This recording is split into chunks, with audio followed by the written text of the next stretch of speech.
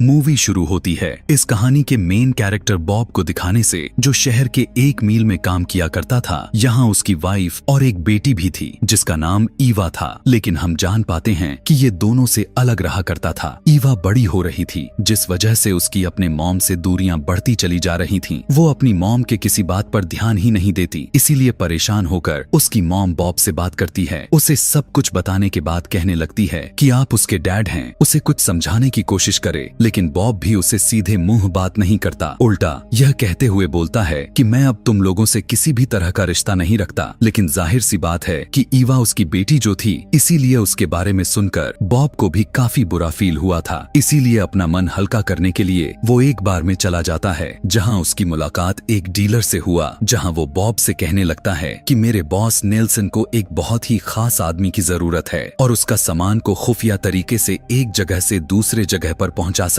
दरअसल वो बॉब को इस काम को करने के लिए ही कह रहा था और नेल्सन का नंबर भी देता है। लेकिन फिलहाल के लिए बॉब जिस सामान को लेने के लिए आया था वो बस उसी को लेता है। अगले दिन जब वो काम पर गया तो वो वहाँ पर एक खराब मशीन को देखने लग जाता है। मशीन के अंदर जब वो झांक रहा था कि तभी अचानक से वो चल पड़ी। लेकिन उसकी जांच करते हुए वो न जाने कहाँ खो गया कि तभी उसके साथी ने उसे आवाज जैसे ही लगाई, वैसे ही बॉब पीछे हट गया और वो उस मशीन से कटने से बाल बाल बच गया था। वो काफी अजीब तरह से महसूस करने लग गया था। इसीलिए वो अपने बॉस को कहता है कि मुझे कुछ दिनों के लिए छुट्टी चाहिए, जिसके लिए उसका बॉस मान जाता है। इसीलिए बॉब अपने घर आकर सामान पैक किया और गाड़ी लेकर निकल पड़ता है। रात में जब वो गाड़ी चला रहा था तो उसके शरीर में अचानक से कमजोरी महसूस होने लग गई, जिससे वो अपने गाड़ी को संभाल नहीं पाता और उसका गाड़ी जोर से जाकर एक बड़े से खंभे से टकरा गई, जिससे बॉब का एक्सीडेंट हो जाता है। उसकी तो जान का कोई खतरा नहीं था, लेकिन थोड़ी बहुत चोटें आई थीं। इसीलिए वो फौरन नेल्सन को कॉल करके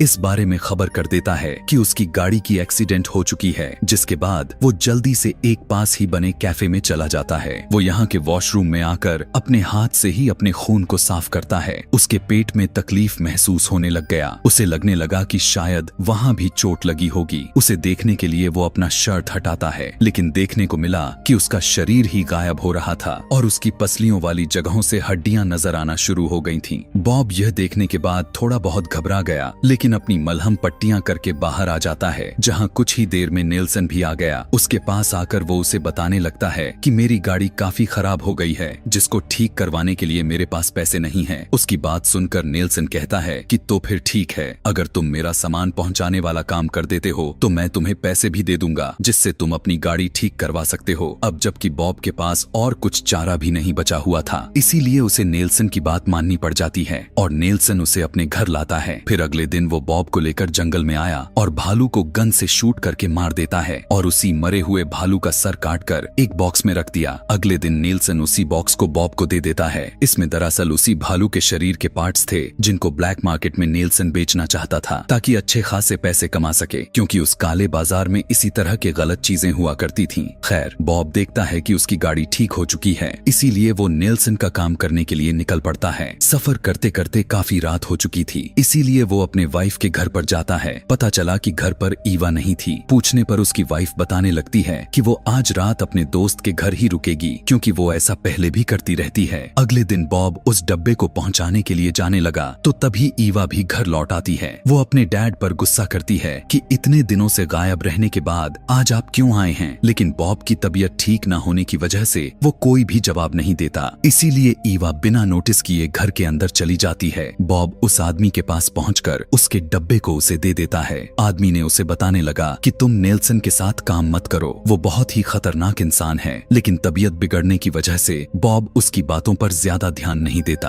और बस अपना काम करता रहता है। ये चीज उस आदमी ने भी नोटिस कर ली थी कि बॉब की हालात कुछ ठीक नहीं लग रही, इसीलिए वो बॉब को एक चाइनीज दवाई देता है, जिसे लेकर बॉब घर आ गया। यहाँ पर ईवा उसके बिगड़ते हुए तबीयत के बारे में पूछती है, लेकिन बॉब उसे झूठ बोल देता है कि ज्यादा कुछ नहीं है। फिर ईवा अपने दादाजी के जानलेवा बीमारी के बारे में पूछने लगती है, यानी बॉब के डैड के बीमारी के बारे में, लेकिन वो उसकी कोई भी बात का जवाब नहीं देता और उसकी बातों को घुमा फिरा देता है। कुछ ही देर के बाद ईवा अपने दोस्तों से मिलने के लिए घर से निकल जाती है, जहाँ रास्ते में उसे एक चाइनीज दुकान दिखाई दी जिसके अंदर वो चली जाती है। दरअसल अपने पिता बॉब की तरह उसे भी बीमारी थी जिसके बारे में वो दुनिया के सामने नहीं लाना चाहती थी। शॉप में एक लेडी ईवा को एक दवाइयां दिखाती है, साथ साथ उसने उसे यह भी बताया कि अंदर एक डॉक्टर भी बैठा है, तुम उससे चेकअप करवा सकती हो। लेकिन यहाँ पर ईवा तो किसी डॉक्टर से मिलना ही नहीं चाहती थी, इसीलिए बस चाइनीज चाय का एक बॉक्स को लेकर वहाँ से निकल पड़ती है। फिर उसके दोस्त प्लान बनाते हैं कि काफी टाइम से एक मेंटल हॉस्पिटल है तो चलो ना वहाँ घूमने चलते हैं। कुछ ही देर में ये सभी वहाँ पर पहुँच गए। हालांकि हॉस्पिटल को बंद किया गया था, लेकिन जैसे तैसे वो अंदर घुस ही जाते हैं। देखने में ये जगह काफी डरावनी लग रही थी क्योंकि वीरान जो पड़ी हुई थी, इसीलिए वो लोग भूत आत्माओं की बातें करके हंसी मजाक करने लगते हैं। ईवा बताती है कि एक टाइम था जब मेरे दादाजी यहाँ एडमिट थे क्योंकि उनको भी एक जानलेवा बीमारी थी और उसके पैदा होने से पहले ही चल बसे। ईवा यहाँ पर अपने दादाजी के फाइल को ढूंढकर उनके बीमारी के बारे में जानना चाहती थी। चलते चलते ये लोग बेसमेंट में आ गए जहाँ पर उन्हें कोई दिखाई देता है जो सफेद कपड़े में लिपटा हुआ देखी। उसने जैसे ही इन लोगों को देखा वो अचानक वहाँ से गायब हो जाता है क्योंकि वो जो भी चीज थी इनसे डर गई थी। सभी बौखलाकर इधर उधर भागना शुरू कर देते हैं। ईवा की एक दोस्त तो इतना ज्यादा डर जाती है कि अचानक से ईवा का हाथ पकड़ लेती है, पर तभी उसने हैरान कर देने वाली चीज देखी जिसे देखकर सभी काफी घबरा गए क्योंकि ईवा की बाजू तो बीच से ही गायब हो रही थी और उसका हाथ ऐसा लग रहा था कि जैसा वो अलग हो गए हों। यह देखकर उसके दोस्त बुरी तरह डर गए। उसके दोस्त ईवा को छोड़कर फौरन वहाँ से भाग जाते हैं। उधर बॉब और उसकी वाइफ दोनों बात कर रहे थे। वो ईवा के बचपन के हरकतों को याद करके खुश हो रहे थे। अगले सुबह उसकी मॉम ने उसके कमरे में चेक किया तो उन्हें पता चला कि कल रात से ईवा घर आई ही नहीं थी। उसकी मॉम डैड ईवा के लिए परेशान हो गए। दोनों हर जगह उसे ढूंढने लगते हैं लेकिन वो गायब हो गई थी। उसका कुछ अता पता नहीं चल रहा था। उन्होंने जब कमरे को चेक किया तो ईवा का फोन मिल जाता है जिसे चेक करने पर पता चला कि वो अपने दोस्तों के साथ मेंटल हॉस्पिटल गई हुई थी। इसलिए बॉब और उसकी वाइफ ईवा के दोस्त के घर पूछने के लिए जाते हैं, लेकिन उसके डैड का कहना था कि मेरी बेटी भी घर नहीं लौटी। अब दोनों काफी घबरा गए। कुछ देर के बाद बॉब नेल्सन को कॉल लगाकर कहने लगता है कि तुम्हारे अगले पार्सल को डेस्टिनेशन तक पहुंचाने में टाइम लग जाएगा क्योंकि मेरी बेटी लापता हो चुकी है, इसीलिए मैं उसे ढूंढ रहा हूँ। तब बॉब ने ईवा के बाकी के दोस्तों को देखा और वो उनसे पूछने के लिए चल जाता है, लेकिन वो लड़के सीधे मुंह जवाब नहीं देते, जिस वजह से बॉब को काफी गुस्सा आ जाता है और वो उन्हें पीटना शुरू कर देता है। तब उनमें से एक लड़का कहने लगता है कि ईवा हमारे साथ मेंटल हॉस्पिटल गई तो थी, लेकिन हम तो वहाँ से डर कर भाग गए थे, मगर ईवा नहीं भागी और वो आखिर अब वो कहाँ है इस बारे में हम कुछ नहीं जानते। यह सुनने के बाद बॉब को समझ में आ जाता है कि जरूर वो हॉस्पिटल में अपने दादा की बीमारी के बारे में जानने गई होगी। उधर जब ईवा को होश आया तो वो खुद को एक पिंजरे में बंद हुआ पाती है। उसे कुछ भी समझ में नहीं आ रहा था कि आखिर वो यहाँ पर कैसे आ गई और किसने उसे कैद कर लिया। बॉब और उसकी वाइफ दोनों हॉस्पिटल जाते हैं जहाँ सिक्योरिटी गार्ड उन्हें रोक लेते हैं और उन्हें अंदर जाने नहीं देते। बॉब को यह देखकर गुस्सा आ गया, इसीलिए गार्ड पर हमला कर देता है, लेकिन खुद ही तकलीफ में तड़पते हुए नीचे गिर जाता है। उसे कुछ लोग उठाकर पास वाले हॉस्पिटल में लेकर आए। तभी वहाँ की एक लेडी उसके पास आती है जो बॉब को पहचान लेती है क्योंकि वो उसके डैड को काफी अच्छी तरीके से जानती थी। वो बॉब की वाइफ से कहने लगती है कि उसकी हालत काफी खराब है, इसीलिए बॉब को यहीं इसी हॉस्पिटल में रखना होगा। बॉब को याद आया कि बचपन में जब उसके डैड इस हॉस्पिटल में अपना इलाज करवा रहे थे तो बॉब उनके रूम के बाहर ही बैठा रहता था। यहाँ के डॉक्टर उसे अंदर जाने नहीं देते थे और तभी से वो बॉब को जानती थी क्योंकि उसके डैड भी तो नहीं चाहते थे कि बॉब को मेरी बीमारी के बारे में पता चले। उस टाइम उनकी हालात काफी ज्यादा मात्रा में खराब हो चुकी थी। खैर, अब वो लेडी डॉक्टर बॉब से बात करती है और उसके डैड का कमरा दिखाते हुए कहती है कि अगर तुम चाहो तो यहाँ पर रुककर अपना इलाज करवा सकते हो, लेकिन बॉब ये कहकर मना कर देता है कि मेरी बेटी गायब हो चुकी है, उसे मेरी जरूरत होगी, ना जाने मेरी बेटी कहाँ और किस हालत में होगी। लेकिन गार्ड उसकी बात को अनसुना करते हुए उसे जबरदस्ती कमरे में डालकर लॉक्ड कर देते हैं। रात में बॉब जब अपने दर्द से तड़प रहा था तो उसकी नींद खुल गई। तभी उसने देखा कि दरवाजा अपने आप खुल गया था और उसके सामने वाले टेबल पर मेन गेट की चाबियां भी पड़ी हुई थीं। यह सब देखकर ऐसा लग रहा था कि जैसे कोई उसकी मदद करना चाहता है, इसीलिए वो फौरन यहाँ से निकलकर अपने वाइफ के घर आ गया। यहाँ पर उसे पता चला कि उसकी वाइफ घर पर ही नहीं है, लेकिन उसकी पड़ोसन थी। तभी नेल्सन को कॉल आया। वो बॉब को धमकी देते हुए कहने लगता है कि अगर मेरा पार्सल टाइम पर अपनी मंजिल तक ना पहुंचा तो मैं तुम्हें और तुम्हारी फैमिली को खत्म कर दूंगा। इस बात को सुनकर वो और भी ज्यादा परेशान हो जाता है। तभी उसे पता चला कि ईवा की दोस्त घर लौट आए हैं, इसीलिए उससे बात करने के लिए फौरन बॉब निकल लेता है। ईवा की दोस्त बताती है कि मुझे उस बारे में पता चल चुका है, क्योंकि मैंने ईवा का बाजू देख लिया था जो धीरे धीरे आधे पर से गायब हो चुका था। वो बॉब को ईवा की बैग देती है। चेक करने पर बॉब को उसमें से उसे चाइनीज चाय मिलती है कि तभी बॉब को याद आया कि ये तो बिल्कुल वैसे ही है जैसी दवाई मुझे उस आदमी ने दी थी जिसे मैंने नेल्सन का पार्सल पहुंचाया था। इसीलिए वो फौरन उस आदमी के पास पहुंचा और उसे अपने लापता बेटी और अपने वाइफ के बारे में पूछता है। जवाब में उस आदमी ने बताया कि देखो, भले ही मैं गलत काम करता हूँ, लेकिन मैं खुद भी एक हस्बैंड और एक बाप हूँ, तो मैं किसी के बेटी और वाइफ को कभी भी अगवा करने का सोच ही नहीं सकता। यह कहने के बाद वो आदमी बॉब को उसकी चाइनीज दुकान के बारे में बताता है जहाँ से ईवा ने चाय को ली थी। अब हमें ईवा दिखाई जाती है जिसे कुछ लोग चेक करना चाहते थे, इसीलिए उसके शरीर पर कट्स लगा रहे थे। यहाँ तक वो उसके जख्मों पर कुरेदने लग जाते हैं, जिससे वो बेचारी दर्द से तड़पने लग जाती है। कुछ ही देर के बाद बॉब भी उसी चाइनीज वाले दुकान तक पहुंच जाता है और शॉप वाले लेडी से अपनी लापता बेटी के बारे में पूछने लगता है। शॉप लेडी उसे देखकर घबरा तो जाती है, लेकिन वो उसे सच नहीं बताती। तभी बॉब दुकान के एक साइड पर खड़ी ईवा के साइकिल को देख लेता है और अपने हुड को उतार देता है। अब उसके आधे से ज्यादा गायब सर को देखकर उस लेडी की बत्ती गुल हो जाती है। वो समझ गई थी कि ईवा भी बिल्कुल अपने बॉब डैड जैसी ही है, इसीलिए वो डरते हुए डॉक्टर के रूम की तरफ इशारा करती है। इशारे से बॉब फौरन समझ गया और उसी तरफ भाग कर जाता है। अंदर जाते जाते उसने अपनी शर्ट को उतार दी थी और यहाँ पर हम पहली बार देखते हैं कि उसका शरीर तो अलग अलग जगहों से गायब होता जा रहा है। वो अब बेसमेंट में जाता है जहाँ डॉक्टर होते हैं। वो उन पर हमला कर देता है। अपनी बेटी के बारे में पूछते हुए उसे छोड़ने को कहता है। तभी पिंजरे में कैद ईवा अपने डैड की आवाज को सुनकर पुकारने लग जाती है। बॉब आवाज का पीछा करते हुए उसकी तरफ जाता है और जब ईवा अपने डैड को आधा गायब हुआ देखती है तो वो भी काफी घबरा गई, लेकिन बॉब ने उसे नॉर्मल करते हुए पिंजरे को खोलकर उसे बाहर निकाल लेता है। दोनों वहाँ से बाहर आते हैं, लेकिन बॉब की हालत पहले से अब काफी ज्यादा मात्रा में खराब हो चुकी थी, इसीलिए ईवा उसे सहारा देते हुए घर लेकर आती है। बॉब की वाइफ देखती है कि वो अब तेजी से गायब हो रहा है, इसीलिए वो जल्दी से बॉब की देखभाल करने लग जाती है, क्योंकि वो भी उसकी गायब होने वाले बीमारी के बारे में पहले से जानती थी। अगली सुबह जब बॉब की आंख खुली तो वो ईवा से बातें करने लग गया।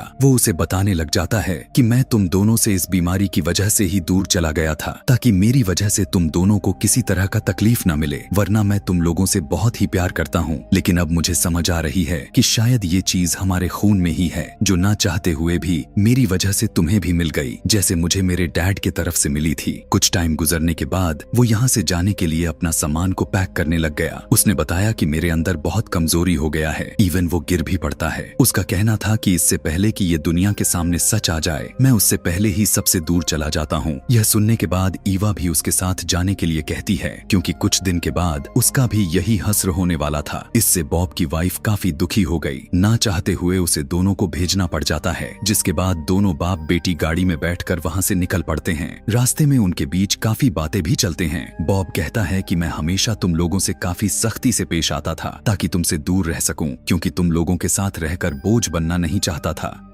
ईवा भी कहती है, डैड मैंने हमेशा आपकी कमी को महसूस किया है और अब मैं हर एक लम्हा आपके साथ गुजारना चाहती हूँ जो हमने खो दिए हैं। खैर, अब ये दोनों उस जगह पर पहुँचे जहाँ उन्हें बॉब का अगला पार्सल पहुँचाना था। तभी बॉब देखता है कि उसका चेहरा भी गायब हो रहा था। उसे कुछ भी समझ में ही नहीं आ रहा था कि आखिर मैं क्या करूँ। तभी ईवा फाउंडेशन लगाकर उसके चेहरे को कवर कर देती है और बॉब जाकर उस आदमी को पार्सल दे देता है, जिसके बाद वो उसे अपने घर लेकर आया। ईवा चाइनीज चाय को बनाती है जिसे दोनों पीते हैं। बॉब उसे कहता है, यहाँ तुम बड़े ही सुकून से रह सकती हो, क्योंकि यहाँ के लोगों को किसी के गायब होने से कोई फर्क नहीं पड़ने वाला। दोनों बाप बेटी काफी अच्छा टाइम को बिताते हैं, हंसी मजाक करते हैं। उधर नेल्सन वाला पार्सल जब आदमी ने खोला तो उसमें तो बस कील ही थी। उसने जब नेल्सन को बताया तो उसे बहुत गुस्सा आ गया। बॉब भी अब और तेजी के साथ गायब होने लग गया था। उसका चेहरा थोड़ा सा रह गया था। वो अपनी बेटी को गले से लगाकर कहता है, मेरी बच्ची, मेरा आखिरी टाइम आ चुका है। फिर वो किसी काम को कहकर एक मिल में चला जाता है जहां वो अब पूरी तरह से गायब हो चुका था। तभी नेल्सन बॉब के घर में घुस जाता है। वो ईवा पर गन पॉइंट करते हुए बॉब के बारे में पूछता है।